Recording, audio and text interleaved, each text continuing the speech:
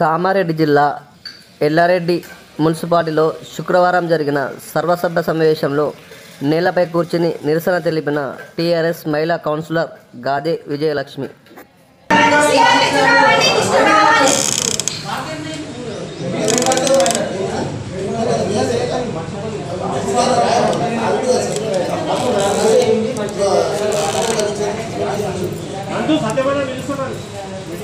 Gade Vijayalakshmi Yellareddy 9వ ward కౌన్సిలర్ని.